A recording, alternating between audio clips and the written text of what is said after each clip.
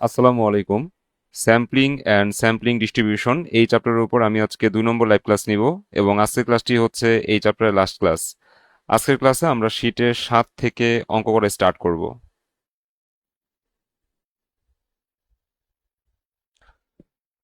ওকে, স্ক্রিনে আমরা 7 নম্বর অঙ্কটি দেখতে পাচ্ছি।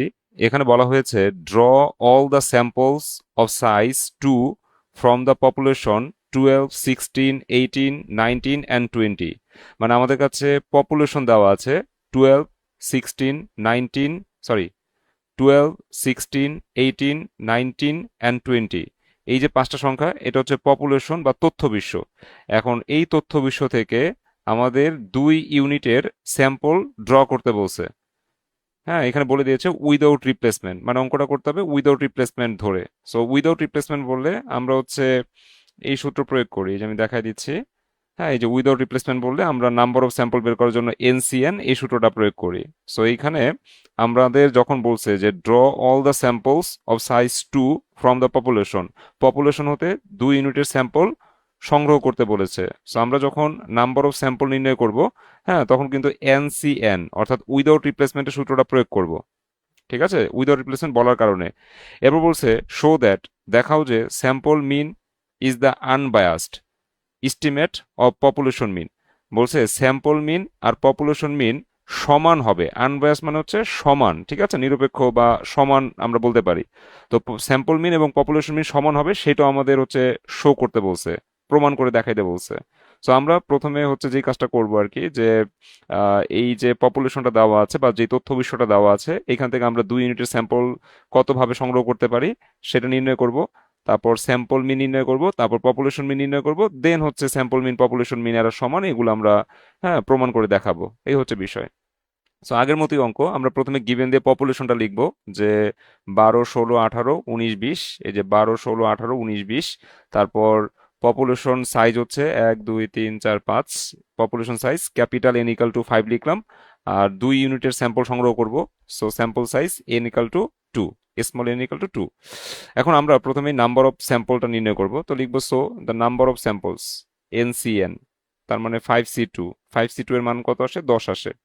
এখন স্যাম্পল যে 10টা কি কি সেটা আমরা হচ্ছে ফাইন্ড আউট করব, আদারওয়াইজ আমরা কিন্তু ওই স্যাম্পল মিন নির্ণয় করতে পারবো না। ঠিক আছে, সো এইখানে 10টা যে স্যাম্পল হবে সেটা আমরা হচ্ছে এখন ম্যানুয়ালি হিসাব করে বের করব। লিখবো স্যাম্পল স্পেসেস আর, হ্যাঁ, S1, S2, S3, S4, S5, S6, S7, S8, S9, S10। হ্যাঁ, আমরা 10টা স্যাম্পল নিয়ে নিলাম।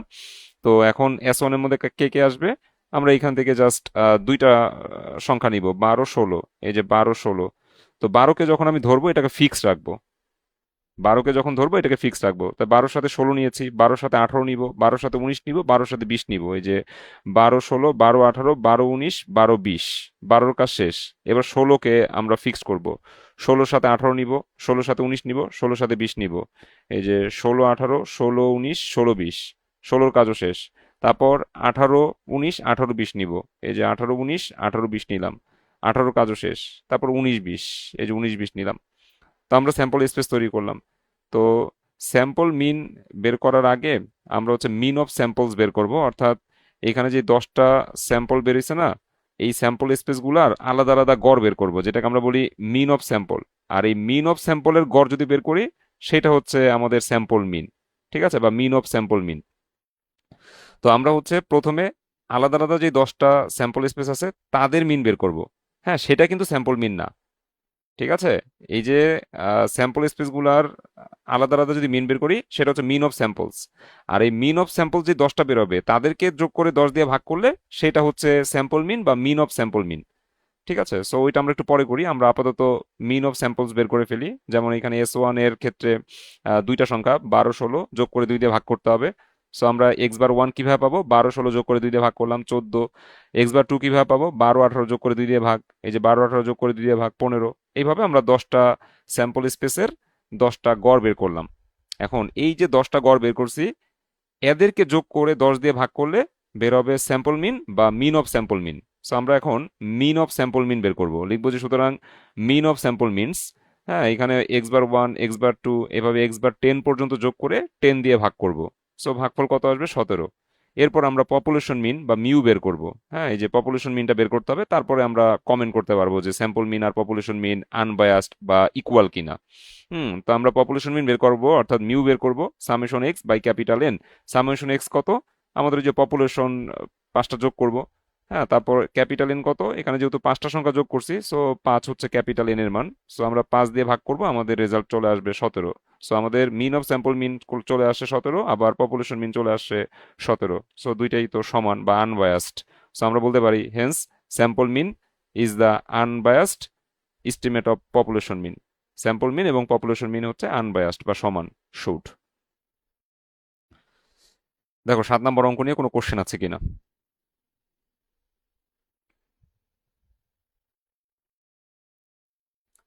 আশা করি 7 পারবা করতে। 7-এর পর আমরা এখন 8 নম্বর অঙ্কটা সমাধান করা শিখব। 8 নম্বর অঙ্কটা হচ্ছে এই শীটের সবচেয়ে ইম্পর্টেন্ট অঙ্ক। ঠিক আছে, 8 নম্বর অঙ্কটা হচ্ছে ভেরি ভেরি ইম্পর্টেন্ট অঙ্ক। এখানে বলা হয়েছে Navana Motors Limited has 5 representatives. Navana Motors লিমিটেডের 5জন রিপ্রেজেন্টেটিভ আছে। The number of sold cars in the last month are given. হ্যাঁ, তারা গত মাসে যে কার বিক্রি করেছে সেগুলা নিচে দেওয়া আছে। সো রিপ্রেজেন্টেটিভ 5জন, ABCDE। হ্যাঁ, তাদের হচ্ছে সোল্ড কেমন সেটা দেওয়া আছে, যে এ রিপ্রেজেন্টেটিভ 5টা গাড়ি বিক্রি করছে, বি রিপ্রেজেন্টেটিভ 15টা গাড়ি বিক্রি করছে। এইভাবে তাদের হচ্ছে সংখ্যাগুলো দেওয়া আছে। এখন বলছে how many different samples are possible to take considering 2 at a time. মানে আমরা যদি দুই দুইটা নেই, ঠিক আছে, আমরা যদি দুইটা নেই স্যাম্পল হিসাবে, তাহলে কতভাবে হচ্ছে এই স্যাম্পলটা সংগ্রহ করা যাবে। মানে এইখান থেকে আমরা হচ্ছে দুইটা সংখ্যা নিব। এই যে এখানে বলে দিয়েছে how many different samples are possible to take considering 2 at a time. মানে আমরা হচ্ছে দুইটা নিব, ঠিক আছে, এখান থেকে এই 5টা সংখ্যা থেকে যে কোনো দুইটা নিব। তাহলে কতভাবে আমাদের হচ্ছে স্যাম্পলটা তৈরি করা যাবে। তো আমরা নাম্বার অফ স্যাম্পল বের করব, এটার উত্তর চলে আসবে যে আমরা দেখতে পাচ্ছি 10ভাবে হচ্ছে আমরা হচ্ছে স্যাম্পল কালেক্ট করতে পারবো যদি আমরা অ্যাট এ টাইম দুইটা স্যাম্পল সংগ্রহ করি। এখানে ডিজিট কয়টা আছে? 5টা না? 5, 15, 10, 25, 20। এই 5টা সংখ্যা থেকে আমরা যদি দুইটা স্যাম্পল নেই বা দুইটা নমুনা নেই, তাহলে how many different samples are possible, কতগুলা ভিন্ন ভিন্ন স্যাম্পল পসিবল? 10টা ভিন্ন ভিন্ন স্যাম্পল পসিবল। এরপর বলছে যে রেকর্ড অল পসিবল স্যাম্পলস, সবগুলা স্যাম্পল রেকর্ড করো, মানে যে ম্যানুয়ালি রেকর্ড করব। হ্যাঁ, এই যে 10টা স্যাম্পল রেকর্ড করছি। এরপর বলছে find its mean taking 2 at a time. এবং তাদের মিনও বের করতে হবে। ওই যে টেকিং 2 অ্যাট এ টাইম মানে যে এটাকে বোঝাচ্ছে আর কি, যে আমরা যে দুইটা স্যাম্পল সংগ্রহ করেছি না, সো দুইটা করে স্যাম্পল সংগ্রহ করলে তাদের গড় কত। সো আমরা হচ্ছে এই যে গড়গুলা বের করব, 10বার গড় বের করতে হবে। তারপরে বলছে যে compare between mean of sample means and population mean. আমাদের মিন অফ স্যাম্পল মিনস এবং পপুলেশন মিন কম্পেয়ার করতে বলছে, তারা ইকুয়াল নাকি আনইকুয়াল এটা আমাকে কম্পেয়ার করতে বলছে। সো সেটা আমরা থার্ড রিকোয়ারমেন্টে শিখবো। তো আমাদের ফার্স্ট রিকোয়ারমেন্টে বলছে how many different samples are possible. যখন এরকম কোশ্চেন করবে তখন নাম্বার অফ স্যাম্পলস বের করতে হবে। How many different samples are possible, তখন নাম্বার অফ স্যাম্পলস বের করতে হবে। এখন নাম্বার অফ স্যাম্পলস বের করতে গেলে আমরা হচ্ছে নমুনা কয়টা করে সংগ্রহ করতেছি সেটা জানা দরকার। তো ওরা বলে দিয়েছে যে নমুনা আমি 2টা করে সংগ্রহ করব, তাহলে কতগুলা নাম্বার অফ স্যাম্পলস পসিবল সেটা আমাকে বের করতে বলছে। সো আমরা গিভেন দিয়ে প্রথমে পপুলেশনটা লিখবো, 5, 10, 15, সরি 5, 15, 10, 25, 20। হ্যাঁ, এই যে 5, 15, 10, 25, 20। তারপরে এখানে সংখ্যা আছে 5টা, so population size capital N equal to 5 হবে। আর আমি অ্যাট এ টাইম দুইটা নিব স্যাম্পল, সো আমাদের sample size small N equal to 2 হবে। তো এখানে বলছে how many different samples are possible, আমরা নাম্বার অফ স্যাম্পলস বের করবো। লিখবো যে so the number of samples NCN মানে 5C2, তাহলে আসবে কত? 10।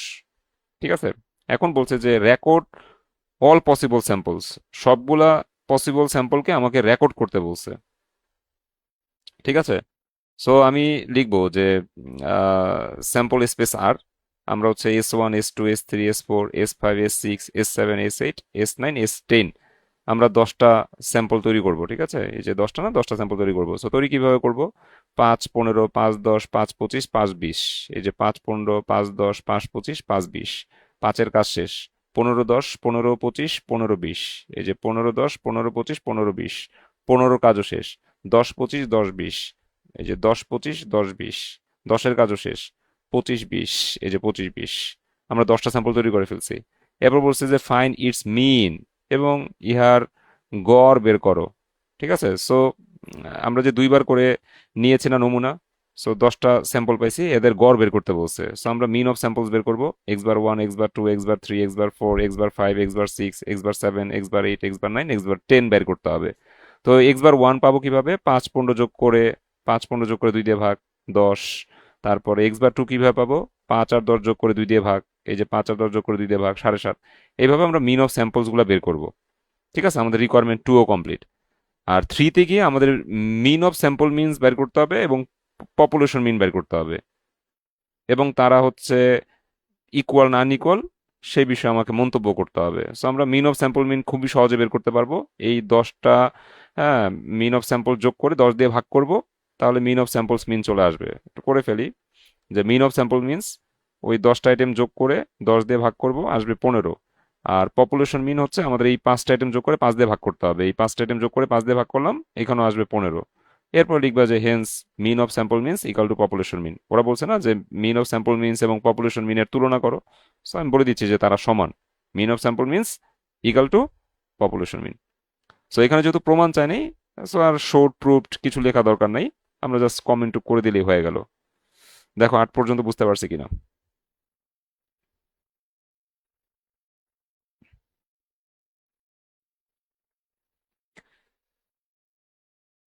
ক্লাস তো একজনই করছেন না, মিনহাজ। মিনহাজের কি অবস্থা? স্যার ভালো স্যার। হ্যাঁ, এই তো আছি, স্যার আলহামদুলিল্লাহ এই ভালো যে আছি। স্যাম্পল সাইজ যদি মানে দুইটা, স্যার স্যাম্পল সাইজ যদি দুইটা থাকে তাহলে সমস্যা হচ্ছে না, কিন্তু স্যাম্পল তিনটা সাইজ থাকলে যখন তিনটা হচ্ছে একটু প্র্যাকটিস তখন করা ওই লাগবে। স্পেস, হ্যাঁ ওই স্পেস স্পেস গুলো সাজাতে গেলে উলট পালট হয়ে যায়। ওই তিনটার ক্ষেত্রে কি আমরা হচ্ছে দুইটাতে দুইটা স্পেস ফিক্স সমস্যা রেখে, হয় না। তখন এই যে একটা নিব, এই একটা নিব, এই একটা নিব, ঠিক আছে। সো এরপর আবার এই 15, মানে প্রথমে দুইটা ফিক্স রাখবো, এরপর আবার ওই 15কে কেটে এই দুইটাকে ফিক্স রাখবো, রেখে এইটা নিব, এইটা নিব। এই হলো বিষয়। বুঝতে পারছি বিষয়টা। প্র্যাকটিস করতে হবে। প্র্যাকটিস করতে হবে, মানে এখানে বিষয়টা হলো যে আমি যখন হচ্ছে তিনটা নিব আর কি, হ্যাঁ, যখন আমি তিনটা নিব তখন আমাকে হচ্ছে প্রথমে দুইটা ফিক্স রেখে, পরে যে 5 15 10, 5 15 25, 5 15 20, এইভাবে নিলাম। ঠিক আছে, এরপর 15 কাজ শেষ। এরপর আমার কি করতে হবে? এই যে 5 10 25, 5 10 20, এরপর 10-এর কাজও শেষ। তারপর আমাকে কি করতে হবে? 5 25 20 নিতে হবে। এটা হলো কি আমাদের ওই 5-এর কাজ শেষ। এরপর আবার 15 দিয়ে আবার সেম ভাবে স্টার্টিং করতে হবে, যে 15 আর 10 সেম রেখে, 15 10 25, 15 10 20, 10-এর কাজ শেষ, 15 25 20, তারপর 15 কাজও পুরোপুরি বাদ, এরপর 10 25 20, এইভাবে নিতে হবে। মানে এটা প্র্যাকটিস ছাড়া সম্ভব না, এটা আমি বুঝাইলে ভালো লাগবে যে বুঝাইতেছি, বাট এটা এটা মেইনলি প্র্যাকটিস করতে হবে। এইটা তো বুঝতে পারছি না, 8 নম্বর অঙ্ক বুঝতে পারছি। এখন বলতে বুঝতে পারছি। আচ্ছা ঠিক আছে, 8 বুঝলে আমাদের অঙ্ক তো আর বাকি নাই। বাকি আছে হচ্ছে 9 10। আচ্ছা, স্ক্রিনে আমরা একটা সূত্র দেখতে পাচ্ছি, সূত্রের উপর লেখা আছে যে formula about two population proportions. আচ্ছা, এই সূত্রটা হচ্ছে টু পপুলেশন প্রপোর্শনের একটা সূত্র। এখন প্রশ্ন হচ্ছে যে পপুলেশন প্রপোর্শনের সূত্র আমরা কখন অ্যাপ্লাই করি। এই যে আমি একটা নোট লিখেছি যে নমুনার মধ্যে আলাদা বৈশিষ্ট্যের নমুনা দেয়া থাকলে এই সূত্র ব্যবহৃত হবে, অর্থাৎ পপুলেশন প্রপোর্শনের সূত্র ব্যবহৃত হবে। পপুলেশন প্রপোর্শনের ক্ষেত্রে আমাদের দুই ধরনের সূত্র আছে, ওয়ান পপুলেশন প্রপোর্শনও আছে, আবার টু পপুলেশন প্রপোর্শনও আছে। তো আমাদের শীটের মধ্যে আমি ওয়ান পপুলেশন প্রপোর্শনের অঙ্ক রাখি নাই, এগুলো খুব একটা ইম্পর্টেন্ট না। তবে টু পপুলেশন প্রপোর্শন খুবই ইম্পর্টেন্ট একটা অঙ্ক। হ্যাঁ, টু পপুলেশন প্রপোর্শন প্রথমত জানতে হবে যে পপুলেশন প্রপোর্শনের সূত্র কখন অ্যাপ্লাই করতে হয়। যখন নমুনার মধ্যে আলাদা বৈশিষ্ট্যের নমুনা দেয়া থাকবে, তখন আমরা পপুলেশন প্রপোর্শনের সূত্র অ্যাপ্লাই করব। আর টু পপুলেশন প্রপোর্শন এটা দিয়ে আসলে কি বোঝায়, যে আমাদের অঙ্কের মধ্যে তথ্য বিষয় দুইটা থাকবে। যেমন ধরো হচ্ছে আমাদের শীটে 6 নম্বর অঙ্কের মধ্যে ভিলেজ এ ভিলেজ বি এরকম দুইটা ইনফরমেশন দেওয়া আছে বা দুইটা তথ্য দেওয়া আছে।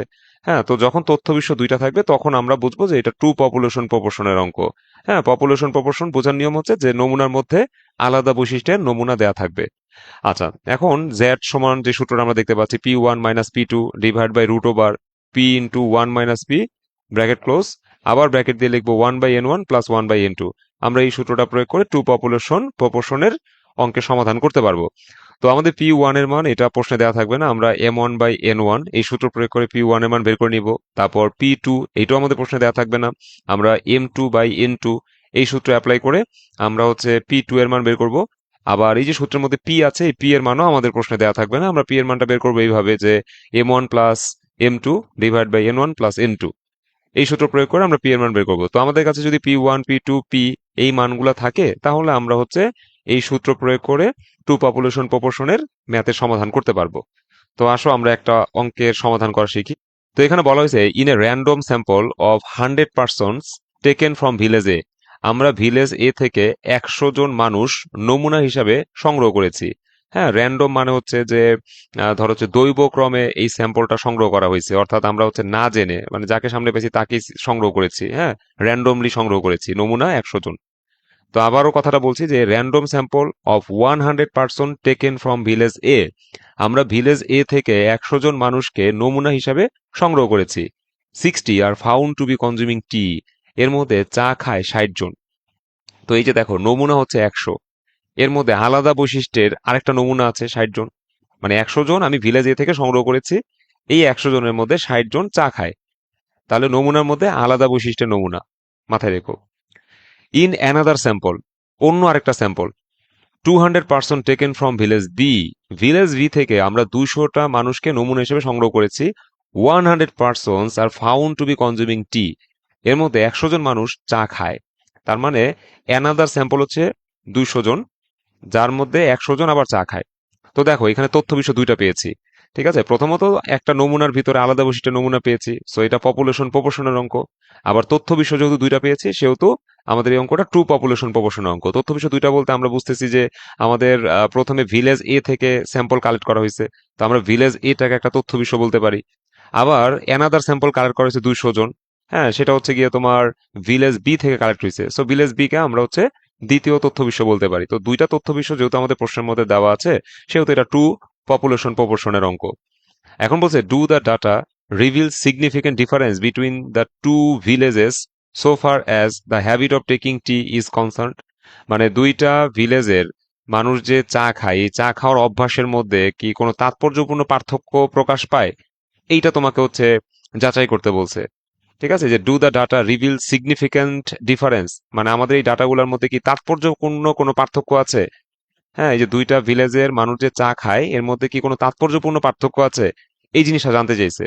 তো আমরা জ্যাট টেস্ট করলে বুঝতে পারবো যে তাৎপর্যপূর্ণ পার্থক্য আছে কিনা। নর্মালি তো আমরা দেখতে পাচ্ছি পার্থক্য একটা স্যাম্পলের মধ্যে আছে, যে এখানে 100 জনের মধ্যে 60 জন চা খায় আর ওইখানে 200 জনের মধ্যে 100 জন চা খায়, একটা পার্থক্য তো আমরা দেখতেই পাচ্ছি। হ্যাঁ, সো এই পার্থক্যটা কি সিগনিফিক্যান্ট ডিফারেন্স কিনা, মানে তাৎপর্যপূর্ণ পার্থক্য কিনা, চা খাওয়ার অভ্যাসের মধ্যে এদের মধ্যে তাৎপর্যপূর্ণ পার্থক্য আছে কিনা, এটা আমরা জানতে চাইছি। তো আমরা জ্যাট টেস্ট করবো টু পপুলেশন প্রপোর্শনের যে সূত্রটা আছে ওই সূত্র প্রয়োগ করে আমরা জ্যাট টেস্ট করবো, দেন আমরা মন্তব্যটা করতে পারবো।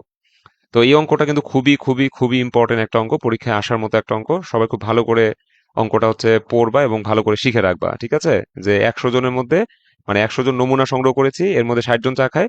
আবার অন্য একটা ভিলেজ থেকে মানে ভিলেজ বি থেকে 200 জন মানুষ সংগ্রহ করেছি, এর মধ্যে 100 জন চা খায়। এই চারটাই তো ইনফরমেশন দেওয়া আছে। এরপর বলছে যে আমাদের এই ডাটাগুলোর মধ্যে সিগনিফিকেন্ট ডিফারেন্স আছে কিনা, বা চা খাওয়ার অভ্যাসের মধ্যে হ্যাঁ সিগনিফিকেন্ট ডিফারেন্স আছে কিনা। তো আমরা জ্যাট টেস্ট করবো টু পপুলেশন প্রপোর্শনের সূত্রের সাহায্যে।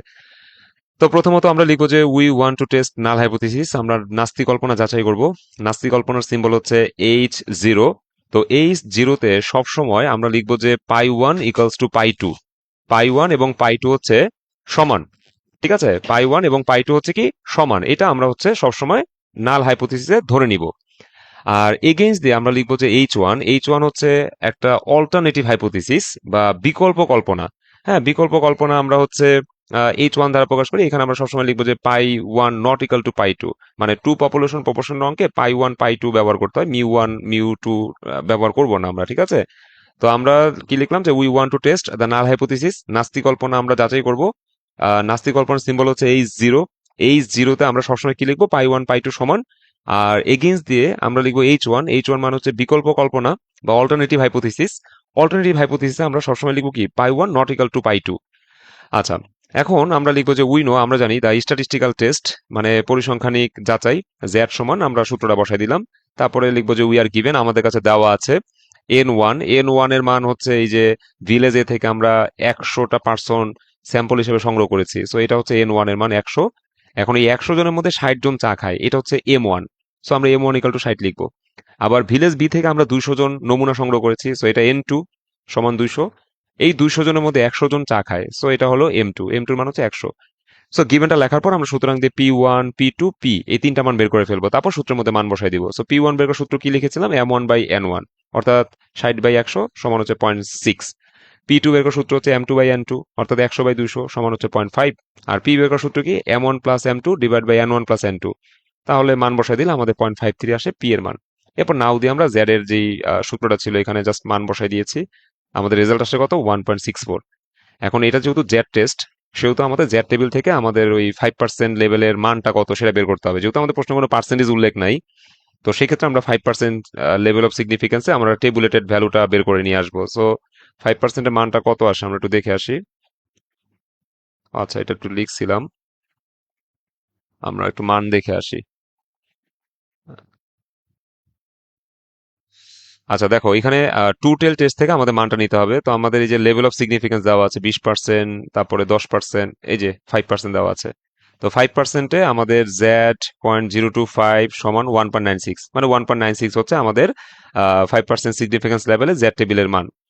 তো আমরা ওই কথাটা এখন লিখবো যে at 5% level of significance the tabulated value of Z is, ওই যে টেবিল থেকে মানটা লিখলাম Z.025 সমান 1.96। তো আমরা টেবিলের মানটা কালেক্ট করে ফেললাম, হ্যাঁ 1.96।